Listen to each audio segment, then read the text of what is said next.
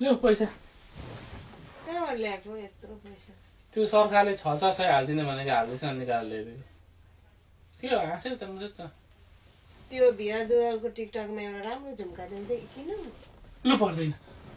सुन जस्तो कुरो online order गर्ने होइन हेर सुन भनेको त आफूले अहिले किनेपछि पछि बेच्नु पनि पर्छ त्यो ओरिजिनल हो कि होइन सही हो कि होइन आफूले चेक गरेर जाँचेर लिने हो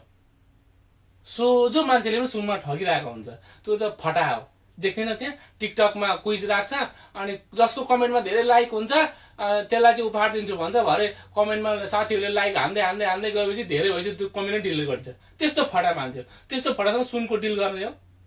कसैले गर्नु हुँदैन प्रत्येक स्टेटमा आफ्नो आफ्नो ठाउँमा सुन पसल छ त्यहीँ गएर किन्ने हो तिमीलाई पनि हाम्रोमा यहाँ छ खैरेको बरु त्यो पिचबकको सुन पसलमा भन्दा 200 रुपियाँ बढी दाम हालिदिन्छु यहीँ किन्नु जस्तो मन पर्यो त्यसरी छानेर अर्डर दिने जस्तो मन त्यस्तै बनाइन्छ त्यही भएर